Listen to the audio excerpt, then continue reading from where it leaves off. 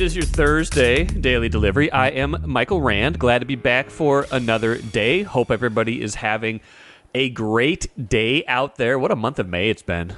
Weather-wise, otherwise, just in terms of everything going on. Hope you guys are experiencing it, feeling it just the way I am.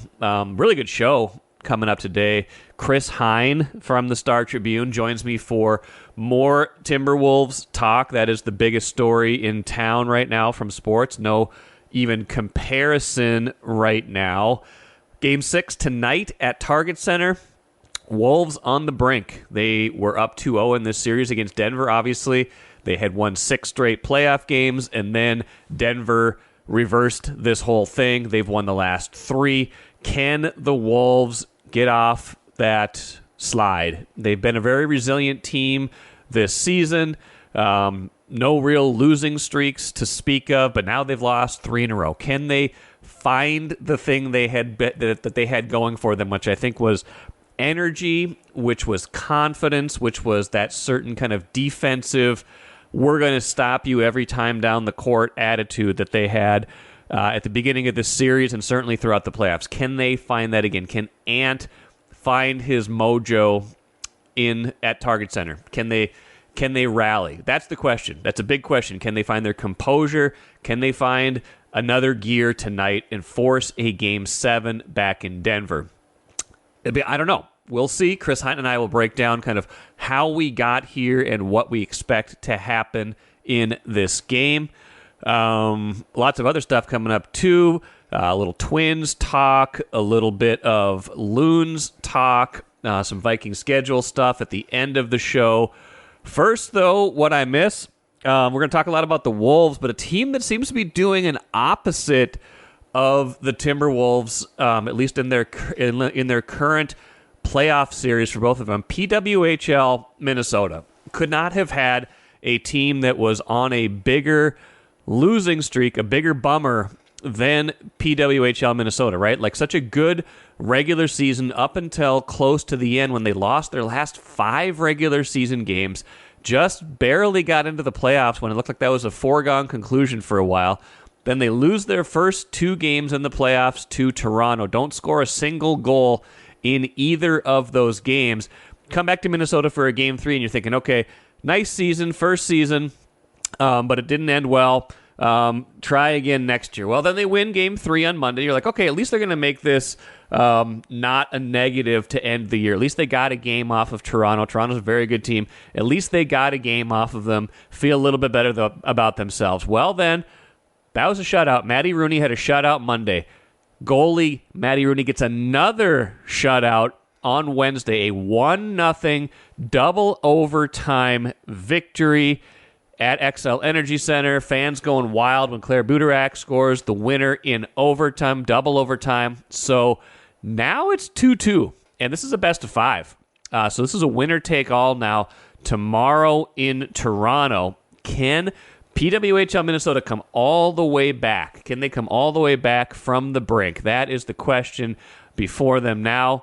With as well as Maddie Rooney playing, and give them as good a chance as anybody right now, right? Like, Toronto, obviously the higher seed, the better team, but if Minnesota has found whatever it was missing, for 7 games, losing 7 games in a row, whatever was missing right there, can they keep that going for one more? And that's what the Wolves have to kind of realize, is that you can get momentum back. It comes and goes, but you can get it back. And once you get it back, sometimes it doesn't just stay there for one game. So if the Wolves can win tonight, just like PWHL Minnesota has turned this thing around, you could see a much different story for this team, both these teams going forward. Now, Minnesota United, pretty good draw, I would say, yesterday. They had a little bit of a lull in the second half. They had gone up 1-0 in the first half, gave up 2 in the second half, but rally to get the draw at home. Kevin Arriaga on a set piece, a header off a corner kick. That's how they get a lot of their offense, a lot of their goals this season come off of set pieces. He scores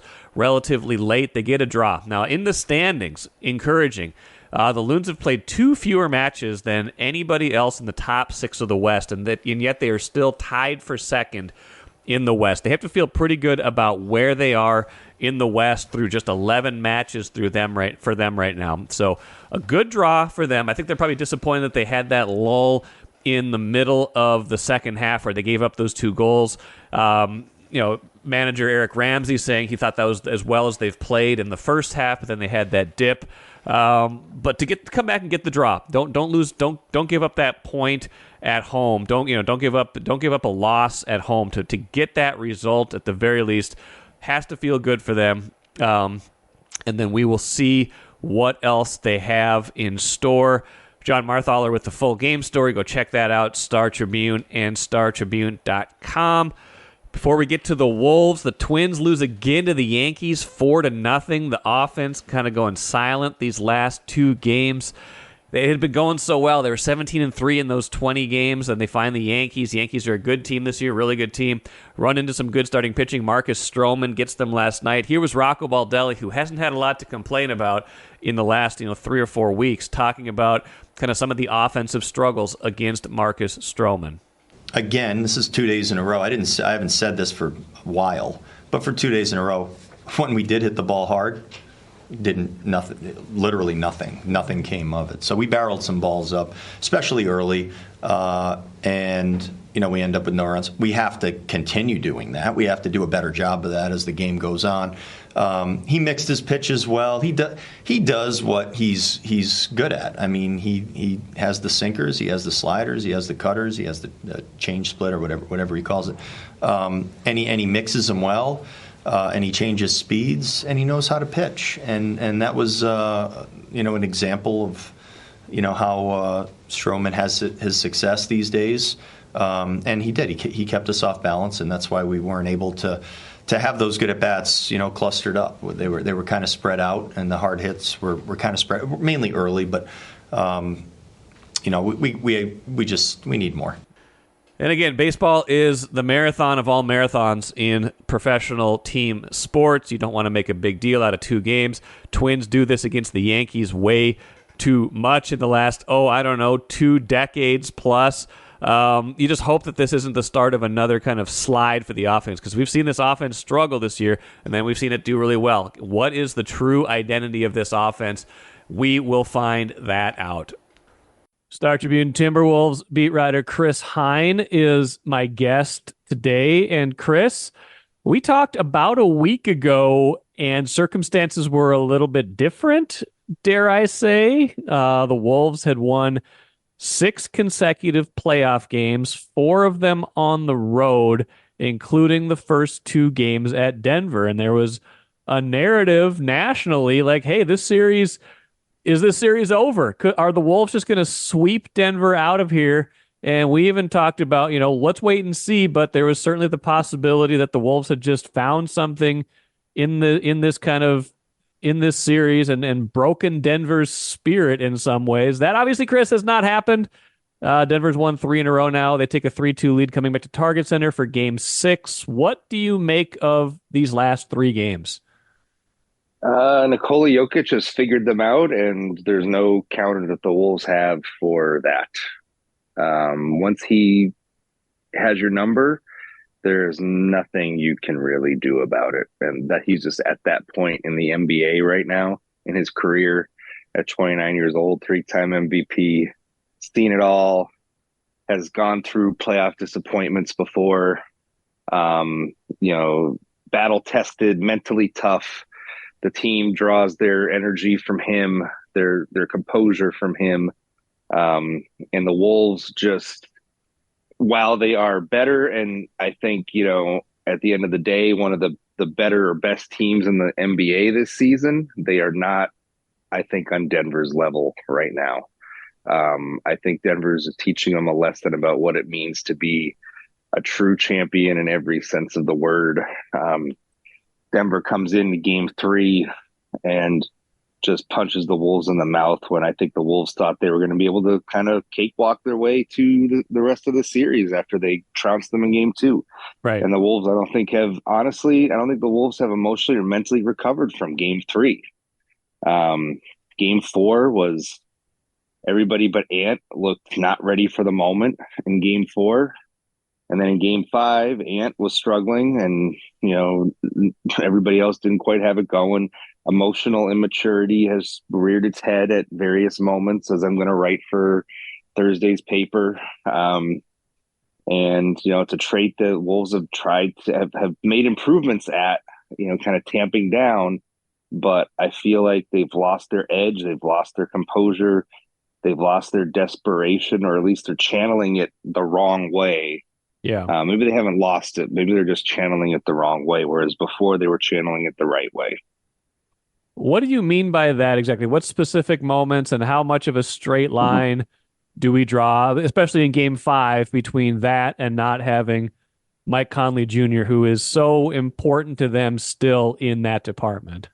Yeah, he's the calming force out there. He'll be the guy that's in, other teammates' ears, like if they're getting a little too heated out there, to try and calm them down and keep them going on to the next play. I think you saw it early in the game when the Wolves committed 3 offensive fouls in a row in the second quarter, and I think it just kind of snowballed from there. It was like the first little thing that goes wrong in a game, or the first set of bad calls that go against them in their view. I don't think those charges were bad calls, actually. No. The first set of adversity they face in a game from the officiating or what have you, they're starting to lose it again the same way they did in previous seasons. And they had done a good job in the Phoenix series of moving past that stuff. Yeah. And even early in the Denver series. But with everything going wrong and Denver making runs at them, they're letting that stuff get in their heads again. And you just see it. Jaden McDaniels picks up 2 fouls on consecutive possessions in the third quarter last night. And you've seen cracks of it, even in the last couple of games. And not having Mike Conley there, I think, on the floor to help keep the temperature down is a huge loss. We'll see what happens for his availability for game 6. They're hopeful, but Achilles soreness, that's a tricky thing. Yeah, it is. There'll be plenty of time to parse this series, and it's certainly not over. Home teams finally won a game. Momentum is a funny thing. They could get it back, just as easily as Denver had it, lost it throughout these playoffs. This series has switched on a dime between game 2 and game 3. So I'm not saying the series is over. I give them at least a reasonable chance to win game 6. And then if you win game 6, anything is possible, as our good friend Kevin Garnett would say. But so there'll be plenty of time to kind of parse this series if and when it ends, and especially if it doesn't end in their favor. That said, in the immediate near term, what can they do aside from, do they need to approach Jokic differently? Would that yield any different results? Do they need to start doubling him a little bit more and saying, okay, somebody else, Michael Porter Jr., you go ahead and beat us. Jokic is not going to get 40 again. Or is he just so good that even if you double him, he's going to get 40 anyway? I'm not 100% certain. There are no good answers here. Yeah, that's the thing, right? I still think if Towns can, and it's a big ask, can stay out of foul trouble, and same with Naz Reid. They gotten fouled. Both of them had 3 fouls by halftime. In game 5. They need to go back to the way they traditionally have defended Denver, because that has given them their best amount of success, I think, and that is to have Rudy as the roamer and Karl and or Naz guarding him straight up. They have to stay out of foul trouble, though. And quite honestly, like, if Jokic is going to hit 2-pointers, it's almost like what they do with Kevin Durant in the last series. If Jokic is going to hit 2-pointers on you, you kind of just have to tip your cap, shake his hand, and try to move on to the next play, right? He did that in game 5 to a hugely efficient degree, but we've seen him have games where the shooting isn't quite there, right? The one thing for Jokic that's always going to be there is his decision-making and his ability to pass. So if you double him, he's always going to make the right play. Yeah. And I think that opens you up to open threes and, from the likes of Michael Porter Jr. or Jamal Murray or Contavious Caldwell-Pope. And I think that is, I still think that is more lethal than Jokic scoring on his own. Honestly, I think at the end of the day, if you try to tell Jokic, go ahead and try to do that again in Game 6, and Karl and Nas stay out of foul trouble, I think that's the bet you have to make if you're the Wolves. I would not want to get everybody else on the team going and get them going from the 3-point line. And look, at the end of the day, too, the Wolves have to step it up on the offensive end of the floor. Yeah. That feeds into the defense because that leads to transition, and Denver took great advantage of that in key moments in Game 5 and honestly throughout these last 3 games. So offense feeds into defense, and just having guys step up. Like the last couple of games, it's been miserable on the offensive end of the floor. Ant had the great Game 4, but Game 3 and 5 weren't great. Karl had a terrible Game 4. He was better in Game 5, but it wasn't enough. Getting Mike Conley back would help. Obviously, they seem to find a little something getting Rudy more involved in the offense in the second half. Maybe they can build on that a little bit going into Game 6 here. But they're at their best when they can defend in the half court and not get cross matched or a step behind in transition, which was what was happening for a good chunk of the game on Tuesday night. So it's a long way of saying I think you have to stick with what you think is the best strategy against Jokic and just hope and pray that he doesn't go 16 for 21 again. Right. And then is still able to get teammates involved because he still had double-digit assists. Yes. So I think that's what you got to do, and just hope that he comes out shooting like he did in Game 1 and Game 2 and not recently. I think I saw a stat that when Gobert was the primary defender on Jokic shot something like 8 for 9 in Game 5. Why would that be a bad matchup specifically for Gobert, or was that just a matter of Jokic was especially efficient on those possessions? It was just making, good shots, moderately difficult shots that you just have to say, hey, that's not going to be something he does every day. Obviously, it's not how they typically guard him, but you got the defensive player of the year. I think people are having a hard time understanding why did Jokic have so much success one-on-one against Gobert.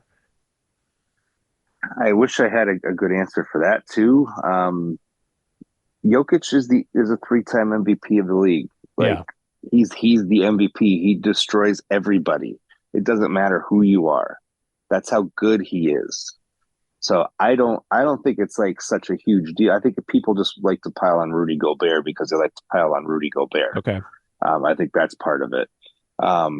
Jokic does this to everybody. It doesn't matter who it is. Throw in any other defensive player of the year candidate who's a big man like Anthony Davis or Bam Adebayo and there's film you could pull up of all of them getting schooled by Jokic too.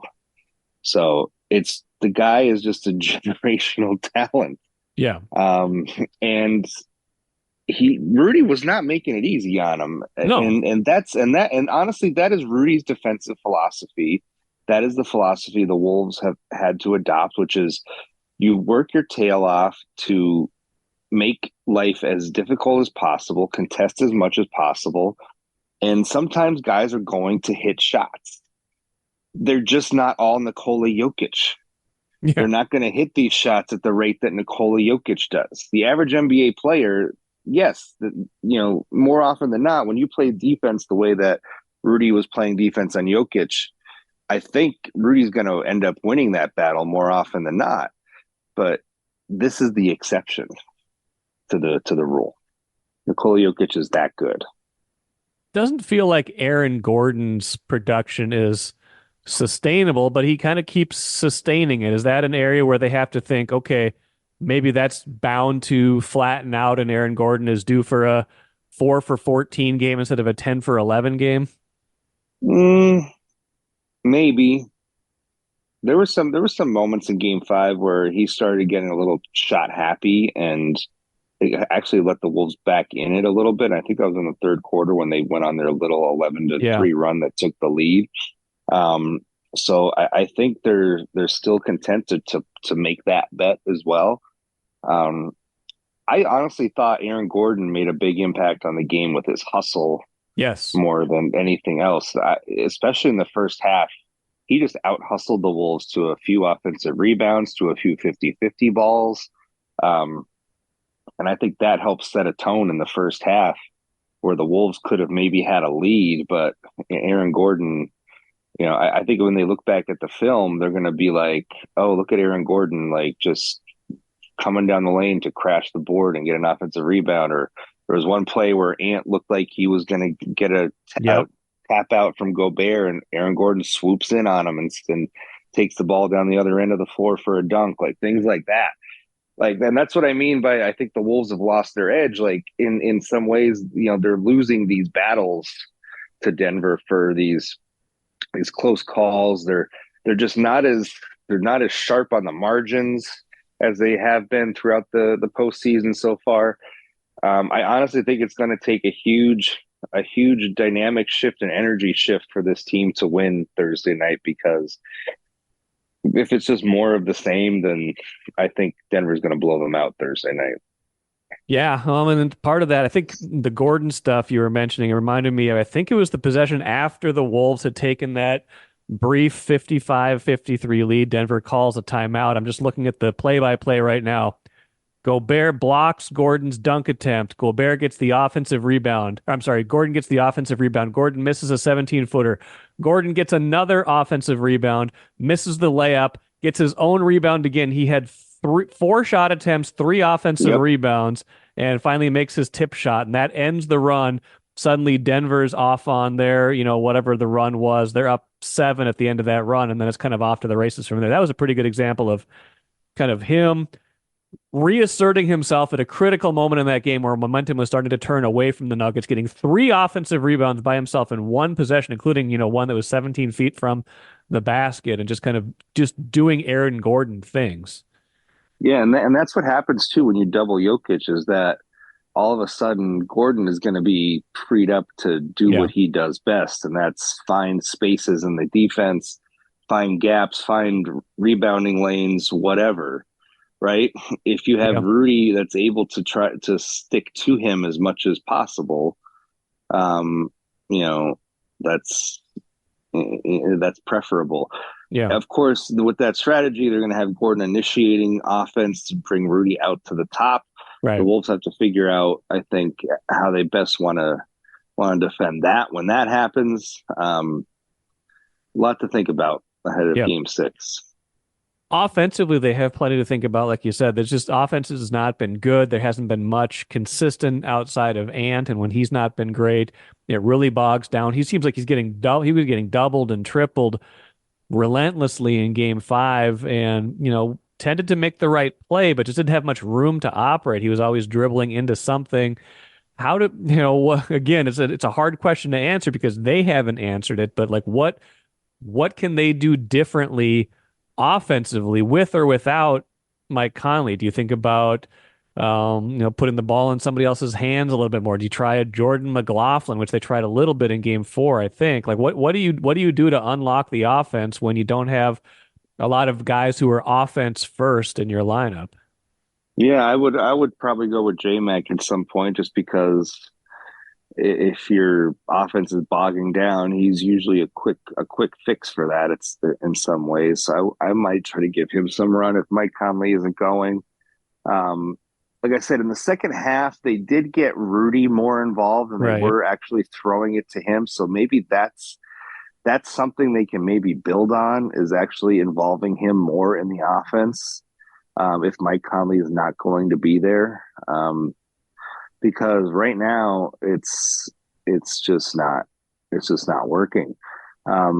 Karl had his moments. He had that he led that third quarter surge, that initial surge that had them ahead a little bit.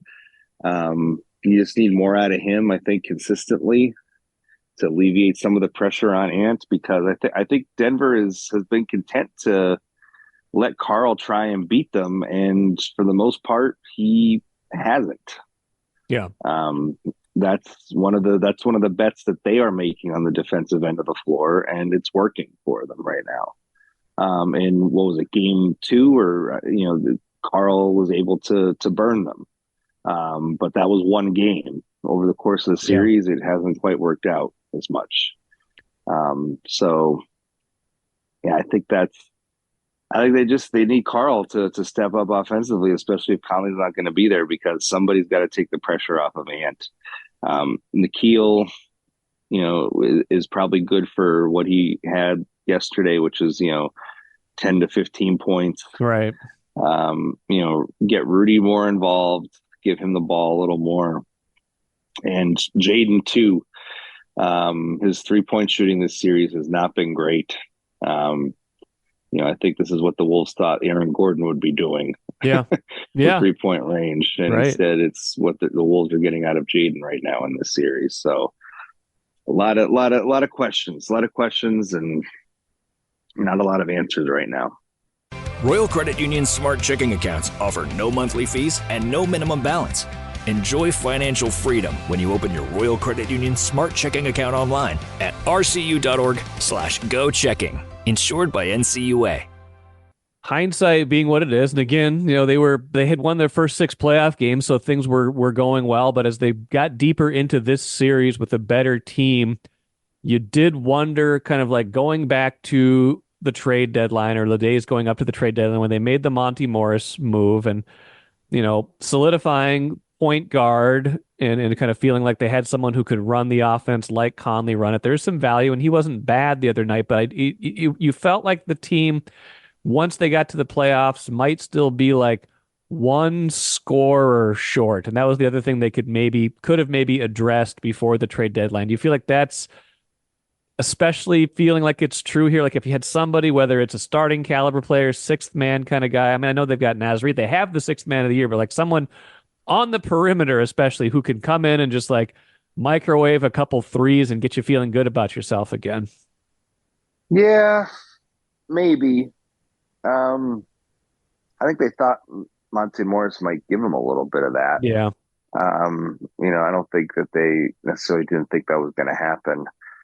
And he tried to get him going in the first half, and then he looked reluctant. He looked reluctant to shoot open threes in the second half. That's exactly what I was going to say. He doesn't seem like he wants any part of shooting a 3-pointer right now. Yeah, so that was not a good thing to see. I'm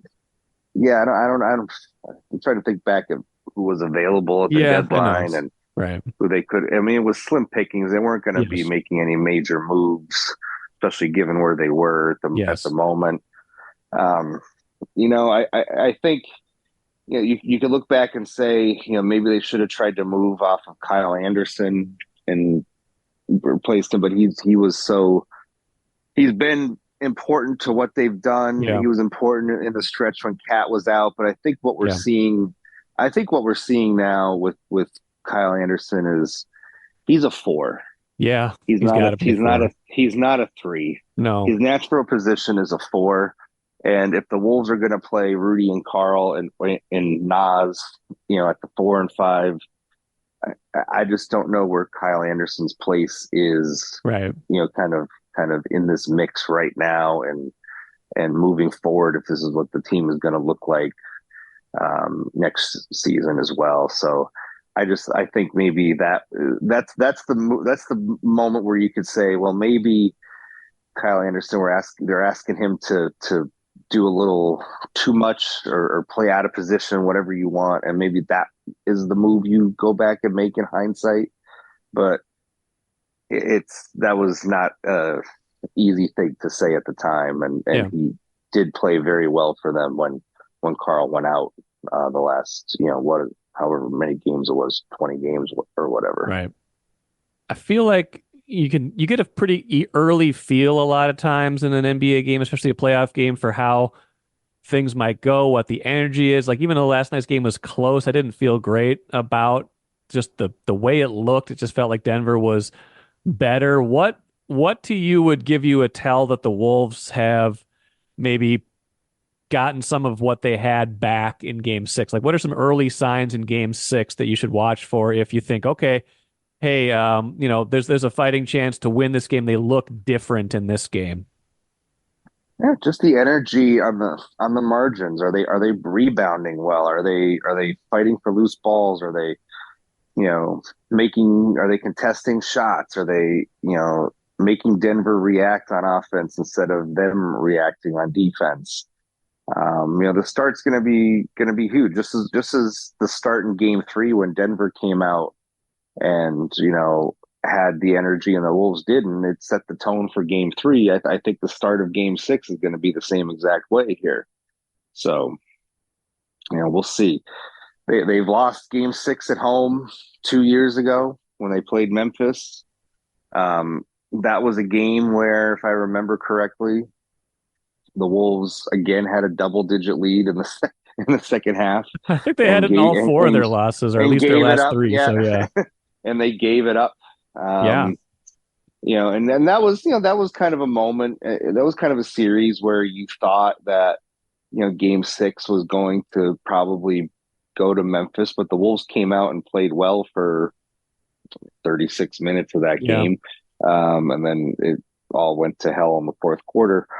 But it is not, it is not out of the realm of possibility that the Wolves find something game 6, and maybe the shots are falling a little bit for some of the rotation players. Maybe Naz Reid comes in and has a heater in the first quarter. Who knows? Who knows? But right now, I just think Denver has just found this lethal consistency on the offensive end of the floor that helped them win a championship last year, and they struggled to find it in the Lakers series and early in this series, but it looks like they've got it now.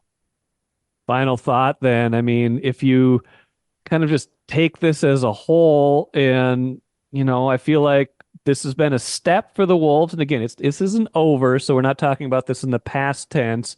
But if we're just kind of talking about the journey in general, and we're seeing a Denver team that's been through 5 or 6 of these, kind of tough series and finally got over the hump last year. Is this just simply part of the process where we should be like, okay, yeah, this is how Denver has kind of have scaffolded up to this moment? Or is this if this ends in 6 or even 7, would you sit back and say, man, that's a real opportunity missed because it was right there in front of them, even if they didn't have the experience?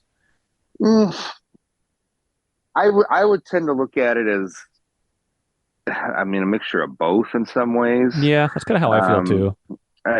Listen, anytime you get eliminated in the postseason, it's never going to be a good experience, especially as you experience it in the moment. Right. It's always going to feel like you could have done more, or they should have done more. And we'll see. And some of this is going to be dependent upon what Denver does. If Denver goes on to win the title again, and let's say they beat everybody else in 5 games or less, and the Wolves were the only one to take them to 6.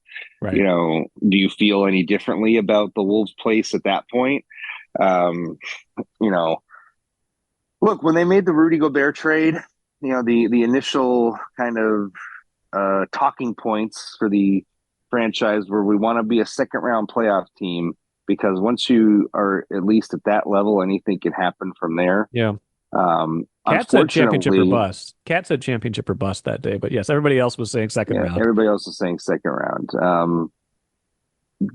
I think the reason being is like second round, anything can happen after that. Unfortunately for them, they got the toughest team in the second round of the playoffs. So those little breaks that you kind of search for and hope for, as a second round playoff team, has not happened to them. Right. So that's just kind of the way it goes, and they kind of made their own bed with that. And late in the season, they were in the hunt for the 1 seed, and they didn't get it. And then they lost home court in this series. They could have had home court if they had beaten Phoenix on the last day of the season. They didn't do that. So, some of this is, on them for putting themselves in this situation where they were matched up with Denver and they were the 3 seed and not the 2 seed. So, you got to look yourself in the mirror too with the situation you're in as well. Yeah. Well, we'll see what happens in Game 6. We'll see if they can put it back to Denver for Game 7. It'll be interesting to see how the Target Center crowd is too.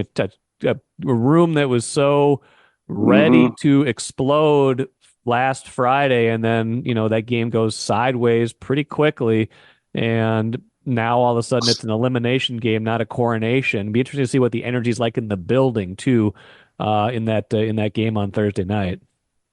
I'm expecting a lot of nervous energy, instead of the kind of energy we had over the last weekend. Yes, which will make the start even more important. You got to get the crowd on your side instead of murmuring, "Here we go again, Minnesota sports," stuff like that. Yep. All right, Chris Hine, appreciate it. Follow Chris's coverage, of course. He will be there for Game 6, and I'm sure we'll talk again soon. Sounds good. Thank you.